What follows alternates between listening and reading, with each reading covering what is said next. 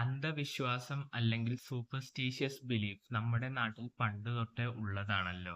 ഈ അന്ധവിശ്വാസത്തെ നല്ല രീതിയിൽ കൊണ്ടുപോകുന്നവരും അതുപോലെ തന്നെ ചൂഷണം ചെയ്ത് അതൊരു ബിസിനസ് ആക്കി ജീവിക്കുന്നവരും നമ്മുടെ നാട്ടിൽ സജീവമാണ്. എന്തായാലും അതിനെക്കുറിച്ചൊക്കെ ഡീറ്റെയിൽ ആയി പറയും മുമ്പ് നമുക്ക് ചെറിയൊരു ന്യൂസ് ക്ലിപ്പ് കാണാം. മന്ത്രവാദത്തിനിടെ 16-കാരിയെ പീഡിപ്പിച്ച സംഭവത്തിൽ പെൺകുട്ടി നേരിട്ടത് ക്രൂര മർദ്ദനമെന്ന് ബന്ധു. മുരാരി തന്ത്രി എന്ന രാജൻ ബാബു ഒരു മണിക്കൂറോളം പെൺകുട്ടിയെ റൂമിൽ അടച്ചിട്ടു. നിയമ നടപടിയുമായി മുന്നോട്ട് പോകാനാണ് കുടുംബത്തിന്റെ നീക്കം.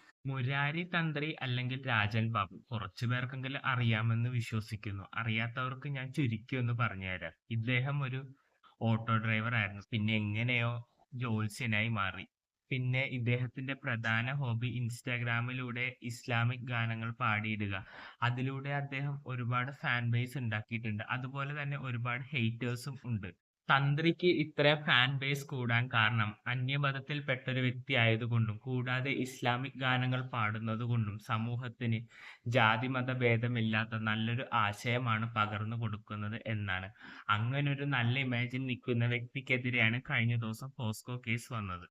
അന്ധവിശ്വാസത്തിന്റെ മറവിലുള്ള പീഡനം ഇന്നോ ഇന്നലെയോ തുടങ്ങിയതല്ല. അതുകൊണ്ട് തന്നെ ഈ അന്ധവിശ്വാസത്താൽ മനസ്സ് കീഴടക്കപ്പെട്ട വ്യക്തികളോടും ഇത്തരക്കാരടുത്ത് ചികിത്സക്കും ബാധ ഒഴിപ്പിക്കാനും വേണ്ടി പോകുന്നവരോട് എനിക്ക് പറയാനുള്ളത്, നിങ്ങൾക്ക് വിശ്വാസമുണ്ടെങ്കിൽ പൊയ്ക്കോ, പക്ഷേ നിങ്ങളുടെ വേണ്ടപ്പെട്ടവർക്ക് ചികിത്സ നടത്തുകയാണെങ്കിൽ അത് നിങ്ങളുടെ പ്രസൻസിൽ തന്നെ നടത്താൻ ശ്രമിക്കുക. കാരണം ഈ പെൺകുട്ടിയുടെ കേസിൽ സംഭവിച്ചത് മാതാവിനെ സഹോദരനെ പുറത്താക്കിയിട്ട് തന്ത്രി ചികിത്സ എന്ന വ്യാജേന തന്റെ മുറിയിലേക്ക് കൂട്ടിക്കൊണ്ടുപോയി അതിക്രൂരമായി ഉപദ്രവിച്ചത്.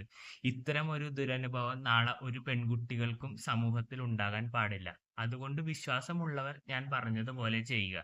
എന്തായാലും പുതിയൊരു വീഡിയോയിൽ കാണുന്നവരെ ബൈ ബൈ.